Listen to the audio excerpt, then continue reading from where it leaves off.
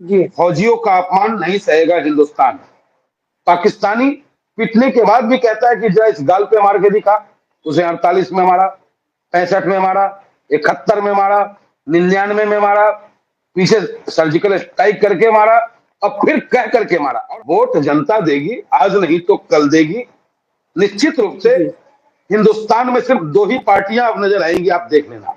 आने वाला वक्त जी ऑल इंडिया में जिसे इत्तेहाद मुस्लिमीन का है। अमेरिका है जी कौन? What is America? अमेरिका क्या हमें रोटी देती है? अमेरिका मेरा गार्जियन है? होगा कहीं का मज चौधरी वो। नमस्कार। मैं हूं आपका दोस्त खुर्शीद आलम और आप देखना शुरू कर चुके हैं आपका अपना और प्यारा चैनल सेकुलर जनता। दोस्तों, आज का जो चर्चा की टॉपिक है वो है पहलगाम हमला से लेकर ऑपरेशन सिंदूर तक, पाकिस्तान के बुनियान अल मरसूस से लेकर सीज फायर तक भारत ने क्या खोया, क्या पाया, साथ ही साथ क्यों हो रही है असदुद्दीन ओवैसी साहब की सबसे ज्यादा तारीफ इसको लेकर के। जैसा कि आप जान रहे हैं लगातार कि पहले ये माना जा रहा था कि असदुद्दीन ओवैसी साहब मुसलमानों की पार्टी है, मुसलमानों की बात करती है, लेकिन अभी जो बीजेपी ट्रोलर हैं, जो सोफिया कुरैशी को ट्रोल कर रहे हैं, विक्रम मिश्री जो हमारे सचिव थे उनको ट्रोल कर रहे हैं, वही ट्रोल आर्मी असदुद्दीन ओवैसी साहब के तारीफ करने पर मजबूर है। इसी तमाम मुद्दे पर बातचीत करने के लिए दूसरे फ्रेम में हमारे साथ लाइव जुड़ गए हैं, किसी तारीफ के मोहताज नहीं है, पंडित मनमोहन झा जामा साहब। स्वागत है आपका सेकुलर जनता में। बहुत बहुत धन्यवाद आपका कि आपने इस समय में हमें मौका दिया आप अपने करने के लिए। क्योंकि जी वर्तमान में जो देश की स्थिति है, जी उस स्थिति में हम सियासतदानों को, हम राजनीतिज्ञों को बड़े जी सोच समझ के अपने कदम को उठाने की आवश्यकता है। जी जी बिल्कुल। मैं सबसे पहले यही समझना चाहूंगा, जैसा कि मैंने अपने वक्तव्य में कहा, क्या खोया क्या पाया भारत ने इस पूरे हालिया घटनाक्रम को लेकर के।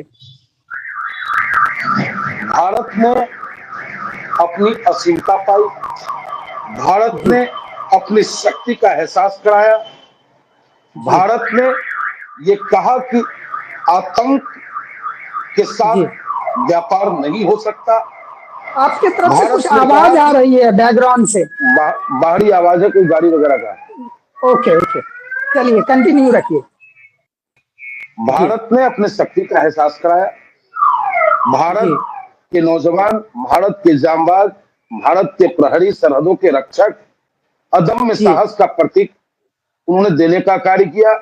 और इस आतंक के खिलाफ युद्ध में हमारे देश के जांबाजों ने सिर्फ आतंकिस्तान से जंग नहीं, जी हम हिंदुस्तानियों को यह एहसास कराया, पूरे वर्ल्ड को एहसास कराया कि अमेरिका का F-16 भी बेकार है, चाइना जी का J-70 भी नकली है, और जी टर्की का ड्रोन भी हिंदुस्तान पे काम नहीं कर पाया। क्योंकि हिंदुस्तान जी की सुरक्षा गार्ड जो है काफी मजबूत है। इससे हम हिंदुस्तानी काफी खुश हुए, मजबूत भी हुए, और अपने जवानों को सैल्यूट करते हैं ऑल इंडिया में जिसे इत्तेहाद मुस्लिमीन की तरफ से। मैं एक चीज समझना चाहूंगा, इस सीज फायर का जो घोषणा हुआ उनके बाद पाकिस्तान में का एक तरफ जश्न मनाया जा रहा है कि हमने जीत गया, और हिंदुस्तान में केवल जीत का जश्न मीडिया चैनलों पर दिख रहा है। क्यों ऐसा हो रहा है कि जो भारतीय हैं, हम और आपके जहन में इस तरह से चेहरे से वो खुशी नजर क्यों नहीं आ पा रही है? क्या कमी रह गई इस सीज फायर के ऐलान में? जी जी जी जी जी जी जी, बहुत अच्छा सवाल आपने किया। जैसा कि हमारे नेता बैरिस्टर असदुद्दीन ओवैसी साहब ने कहा जी कि शक्ति का सम्मान होता है, जी ताकत के दम पे ही पाकिस्तान घुटनों के बल आया। जी लेकिन बेशक। अफसोस कि इस सीज फायर की घोषणा हमारे देश के प्राइम मिनिस्टर को करना था। अमेरिका है जी कौन? What is America? अमेरिका क्या हमें रोटी देती है? अमेरिका मेरा गार्जियन है, होगा कहीं का मैं चौधरी वो, जी होगा कहीं का चौधरी वो, जी लेकिन हिंदुस्तान का चौधरी हिंदुस्तान का प्राइम मिनिस्टर होता है। और कहीं ना कहीं प्राइम मिनिस्टर इस मुद्दे पे बैकफुट पे रहे, और ये अमेरिका की एक साजिश भी है जिसे नकारा नहीं जा सकता है, क्योंकि जी अमेरिका नहीं चाहता कि हिंदुस्तान के ब्रह्मोस की गूंज पूरे वर्ल्ड में फैले।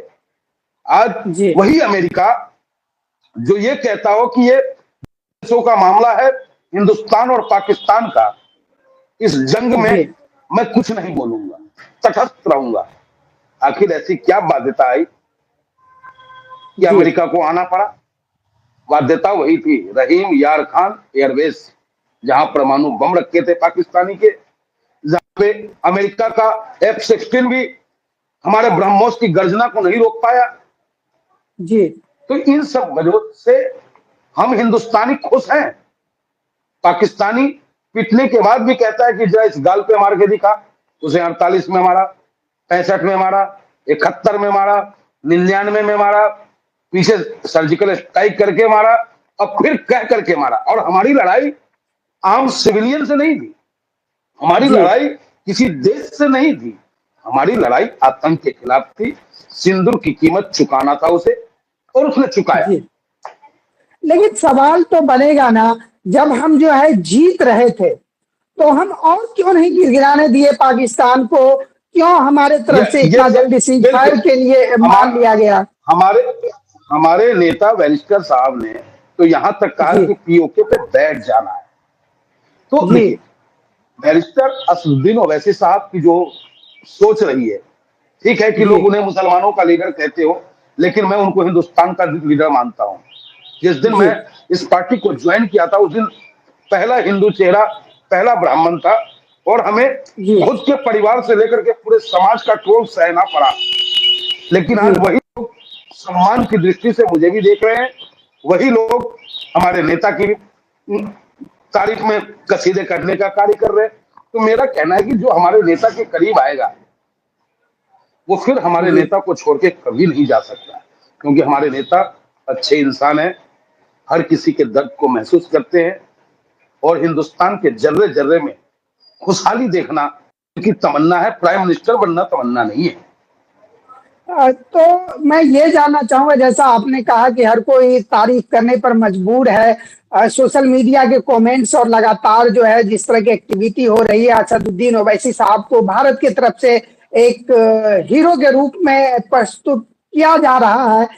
लेकिन क्या लगता है, जिस तरह से तमाम जाति धर्म के लोग आज तारीफ करने पर मजबूर है, जिस तरह से असद साहब ने पाकिस्तान मुर्दाबाद के नारे लगाए, हिंदुस्तान जिंदाबाद की तो हमेशा लगाते हैं और लगाना भी चाहिए हर भारतीय को, क्या ये तमाम ट्रोलर जो खूब तारीफ कर रहे हैं या दूसरे धर्म से बिलोंग करते हैं, वो वोट कर पाएंगे क्या आने वाले चुनाव की, अगर मैं बात करूं उस पर?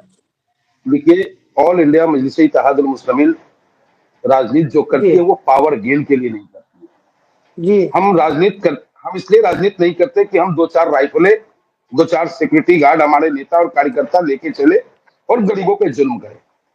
ऑल इंडिया मजलिस इत्तेहादुल मुस्लिमीन संविधान के दायरे में रहकर, बाबा साहब भीमराव अंबेडकर जी ने संविधान में सबको समानता का अधिकार दिया है, उसकी लड़ाई लड़ना हमारा मकसद है। वोट तो जनता देगी, वोट जनता देगी, आज नहीं तो कल देगी। निश्चित रूप से जी हिंदुस्तान में सिर्फ दो ही पार्टियां अब नजर आएंगी, आप देख लेना। आने वाला वक्त जी ऑल इंडिया मजलिस इत्तेहादुल मुस्लिमीन का है।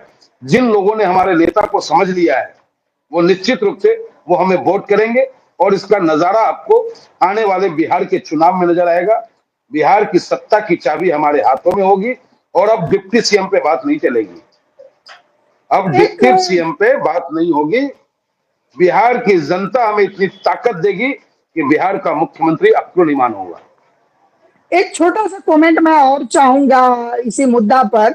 हमारी बहन सोफिया कुरैशी, जिस तरह से कर्नल सोफिया कुरैशी लगातार जो है पल पल की अपडेट दे रही थी, उनको लेकर बीजेपी के मंत्री हैं मध्य प्रदेश से विजय शाह, उन्होंने विवादित बयान दे दिया, उनको आतंकवादी के बहन के रूप में संबोधित किया। इस बयान को किस तरह से देख रहे हैं? क्या यही लड़ाई हमारी है, इसी लड़ाई को जी हम ऑल इंडिया मजलिस इत्तेहाद लड़ रहे हैं, हमारे नेता लड़ रहे हैं, लोकसभा से लेकर सदन तक, और सड़क पे भी हम लोग लड़ाई लड़ने का कार्य करते हैं। भारतीय जनता जी पार्टी के विधायक और वो मंत्री विजय शाह ने जिस तरीके का बयान दिया है, जी फौजियों का अपमान नहीं सहेगा हिंदुस्तान। बैरिस्टर बिल्कुल असदुद्दीन ओवैसी साहब ने भी कहा है, हम लोग भी जी निरंतर सरकार से मांग कर रहे हैं। धन्यवाद देना चाहते हैं सुप्रीम कोर्ट, हाई कोर्ट का, जिन्होंने स्वतः जी संज्ञान लेते हुए उस पापी पे, उस पाकिस्तानी पे, उसे हम पाकिस्तानी कहेंगे, जी आतंकवादी कहेंगे, क्योंकि जो जी आतंकवादी की मन, जब उसने जाति और धर्म पूछ करके हमारे पर्यटकों की निर्मम हत्या की, तो उसकी सोच यही थी कि हिंदुस्तान में हिंदू और मुसलमान आपस में लड़ेंगे, गृह युद्ध की स्थिति बनेगी और हिंदुस्तान जी कमजोर होगा। लेकिन सैल्यूट करता हूं अपने नेता बैरिस्टर असदुद्दीन ओवैसी साहब को, जिस तरीके से उन्होंने हिंदुस्तान के बिगड़ते माहौल को भापा, उन्होंने माहौल को संभाला और देश को, हर जाति हर धर्म के वर्ग के लोगों को एक प्लेटफॉर्म पर ला करके हिंदुस्तान जिंदाबाद करने की ओर प्रेरित करने का कार्य किया। जबकि उस वक्त में जी आतंकवादी ने घटना घटाया, उसके बाद आपने देखा होगा कई जगहों पे हमारे निर्दोष मुस्लिम भाइयों के साथ जाति पूछकर, धर्म बिल्कुल पूछकर उसके साथ मारपीट करने का काम इन आतंकियों ने किया है। निरंतर मैं मांग करता आ रहा हूं सरकार से कि ऐसे आतंकी, चाहे वो शुक्ला हो, चाहे वो सलीम खान हो, कार्रवाई बिल्कुल बराबर की होनी चाहिए। इस पे दो नीति नहीं चलेगी, दोहरी नीति नहीं चलेगी।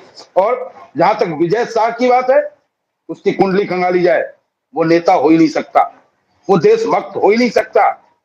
और भारतीय जनता पार्टी एक तरफ राष्ट्रीयता का प्रमाण पत्र बांटने का काम करती है और दूसरी तरफ अपने जी गोद में ऐसे विषैले आतंकी को पालता है, जो हमारे देश की फौजी, उस बेटी का अपमान करने का कार्य कर रहा है, जो बेटी दुर्गा बनकर के उस आतंकिस्तान को जाकर के दहलाने का काम किया।